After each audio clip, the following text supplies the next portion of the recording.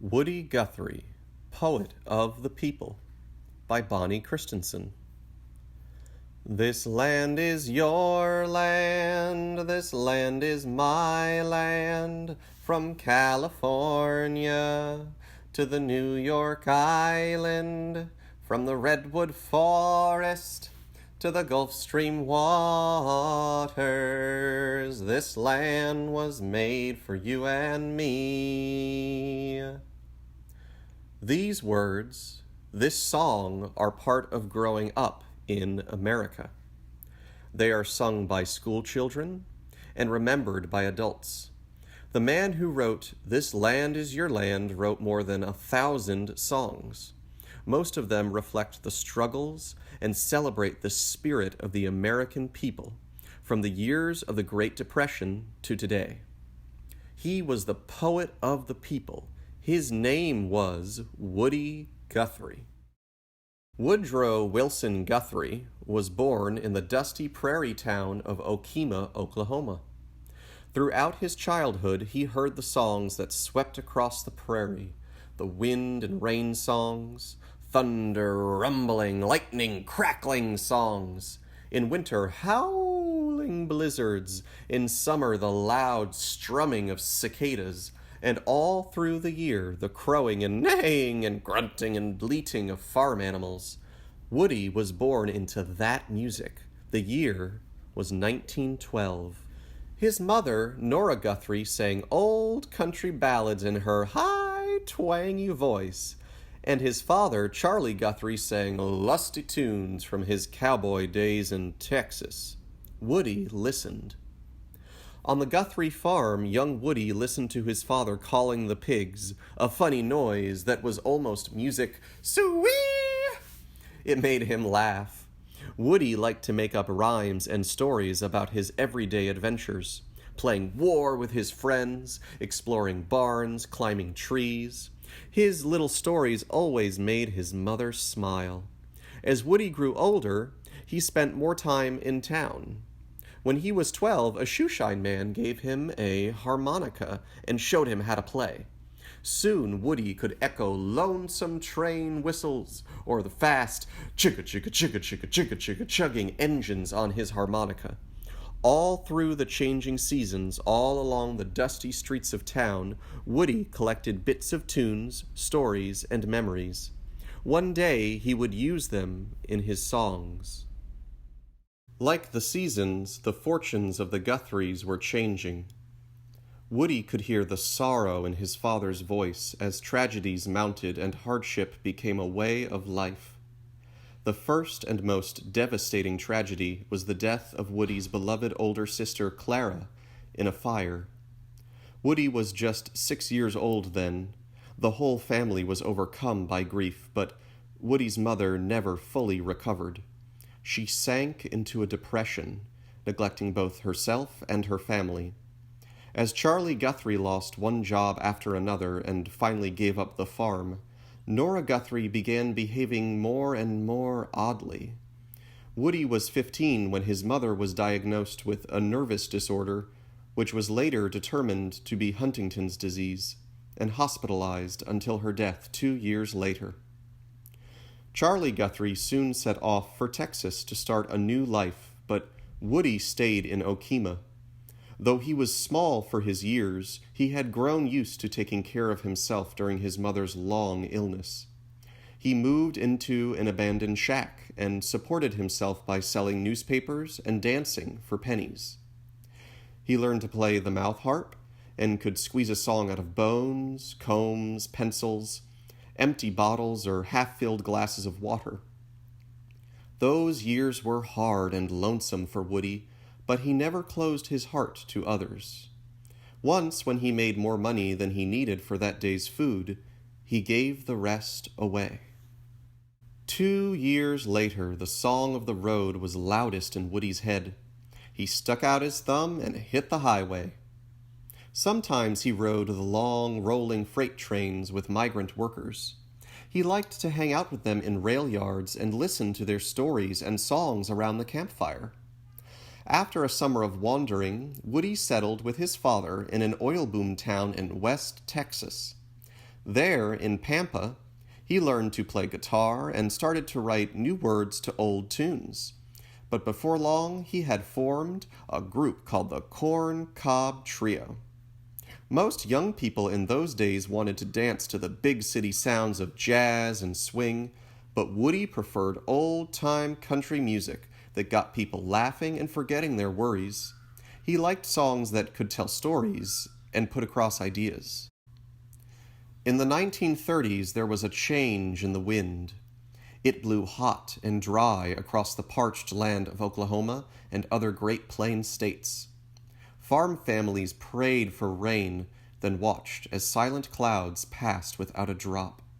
They heard the wind rattle through their withered wheat and cornfields. Every day they tasted dust, the fine particles of soil that had blown hundreds of miles across bone-dry fields from as far north as Canada and lay in deep drifts like snow. By 1935, farmers had suffered 4 summers of drought. The Great Depression was hard upon them as well. Thousands of people lost their jobs as businesses and banks shut down. Farm families were evicted from their homes, their farms, and their land. When these desperate Dust Bowl farmers heard about jobs with good pay in the lush orchards of California, hundreds of thousands packed up their few belongings and headed west. Woody was one of them, and Dusty Old Dust, the song he wrote about this great migration, says it all.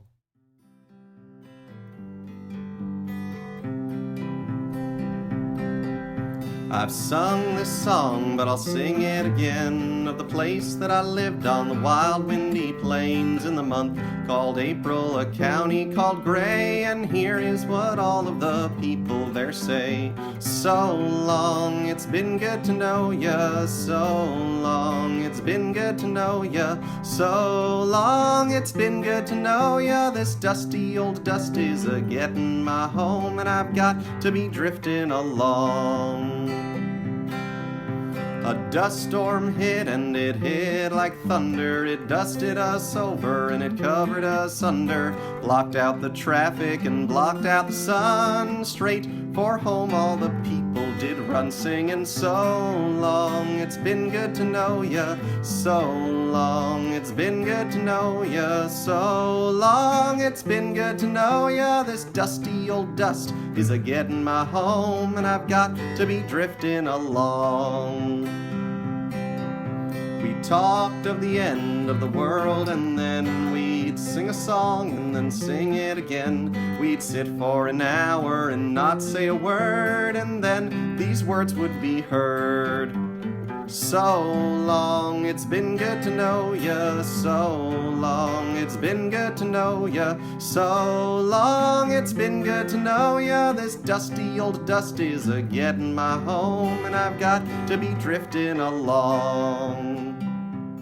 It was a long, hard haul from the Dust Bowl states to California, and all along the way Woody listened to the migrants' sad tales and their dreams for a better life out west. But when they reached California, the dream became a nightmare. There were no jobs. The orchards could use only a small number of those who came, and because there was such a surplus of desperate workers, the owners of the orchards were able to pay the lucky few who got the jobs just a few cents a day. No matter how fast they picked the fruit or hoed the vegetables, they would never earn enough to live decently or go back east.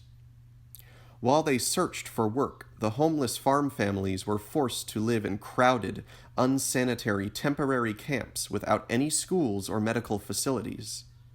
Many towns in California would not allow these families to live there at all. They were called Okies, though most had not come from Oklahoma, and they were turned back, kicked out, moved along, and sent away. It was clear to Woody that the people needed a voice to speak for them, a voice to ask their questions. They needed someone who was not afraid of the bosses, someone who knew what it was like to be poor. Woody Guthrie became their voice, and songs were his way of speaking.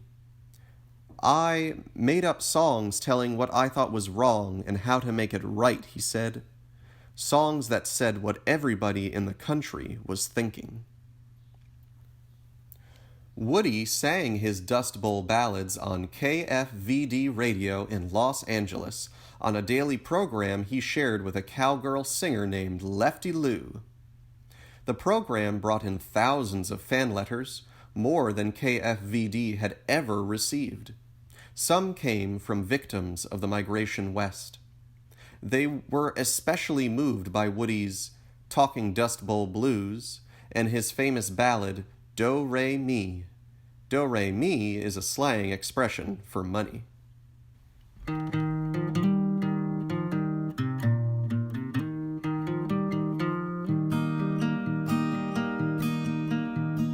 Lots of folks back east, they say, is leaving home every day, beating the hot old dusty way to the California line. Across the desert sands they roll, getting out of that old dust bowl. They think they're going to a sugar bowl, but here is what they find. Now the police at the port of entry say, your number 14,000 for today. Oh, if you ain't got the do-re-mi, folks, you ain't got the do-re-mi, why, you'd better go back to beautiful Texas, Oklahoma, Kansas, Georgia, Tennessee. California is a garden of Eden, a paradise to live in or see. But believe it or not, you won't find it so hot if you ain't got the do-re-mi. Want to buy a home or farm that can't deal nobody harm, or take your vacation by the mountain or sea. Don't swap your old cow for a car, you better stay right where you are. Better take this little tip from me, 'cause I look through the want ads every day, but the headlines on the papers always say, oh, if you ain't got that do-re-mi, boys, you ain't got the do-re-mi, why, you'd better go back to beautiful Texas, Oklahoma, Kansas, Georgia, Tennessee. California is a garden of Eden, a paradise to live in or see. But believe it or not, you won't find it so hot if you ain't got that do-re-mi. Woody hoped that if enough people heard how unfairly the migrant workers were being treated, then maybe everyone would get together, work for change, and make things better. California was only one place where the people needed a voice. Woody's road stretched on and on. His people ranged from migrant field workers to coal miners to mill and factory hands. He crisscrossed America time and again, stopping in big cities and tiny towns. He talked to workers who suffered long, aching days for little pay. He heard about illness, injury, and death on the job. Listening to the voices of the people, Woody began to believe that there was just one way individual workers could survive, and that was by joining a union.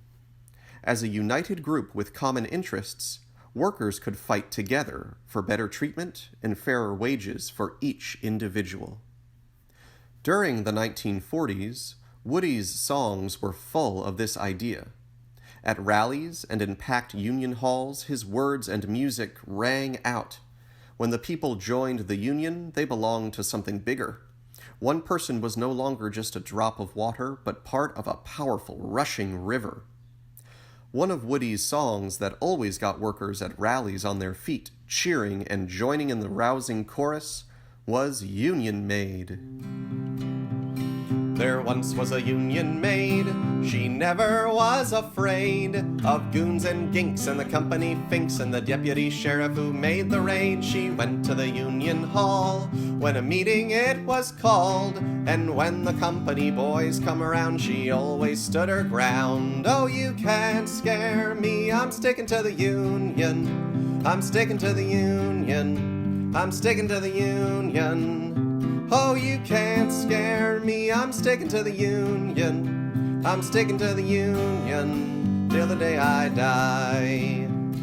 This union maid was wise to the tricks of the company's spies. She couldn't be fooled by a company stool. She'd always organize the guys. She always got her way when she struck for better pay. She'd show her card to the National Guard, and this is what she'd say: "You gals who wanna be free, just take a tip from me.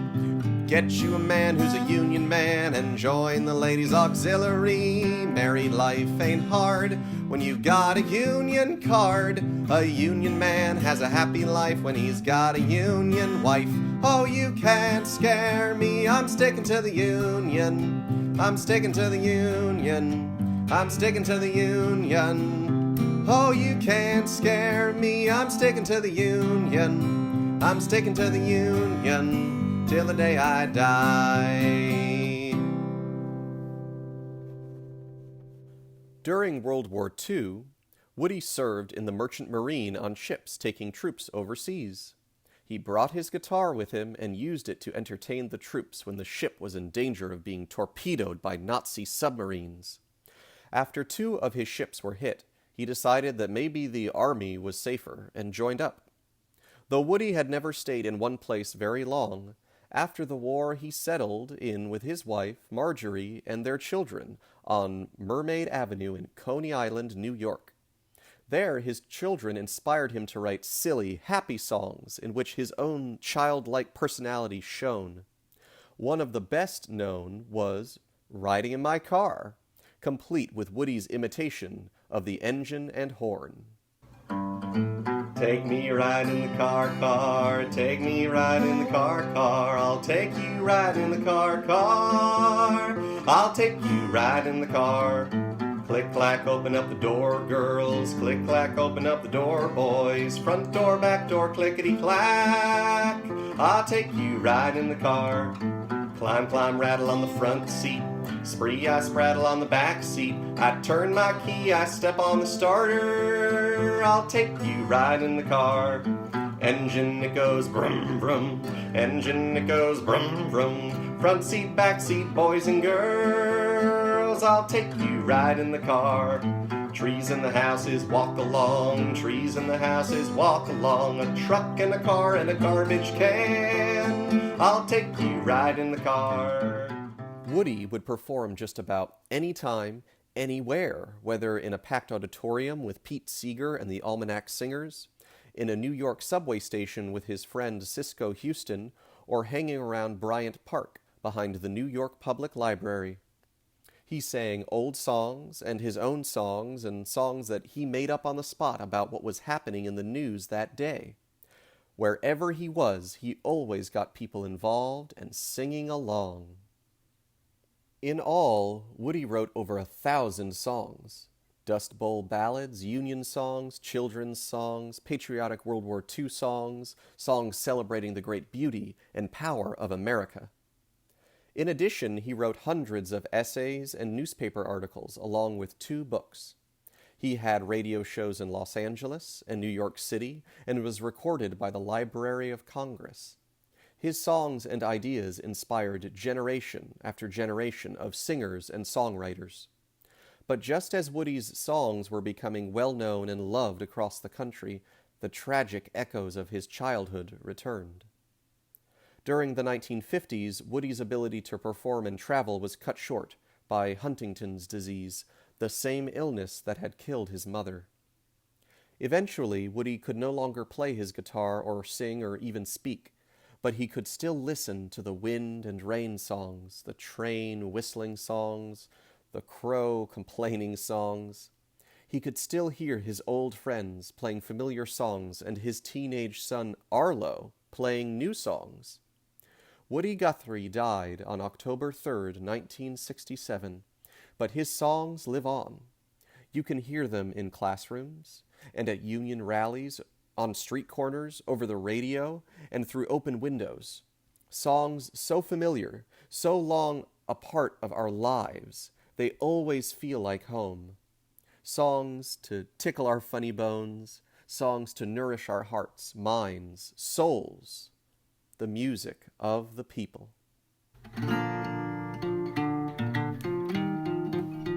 This land is your land, this land is my land. From California to the New York Island, from the redwood forest to the Gulf Stream waters. This land was made for you and me. As I was walking that ribbon of highway, I saw above me that endless skyway. I saw below me that golden valley. This land was made for you and me. This land is your land, this land is my land. From California to the New York Island, from the redwood forest to the Gulf Stream waters. This land was made for you and me.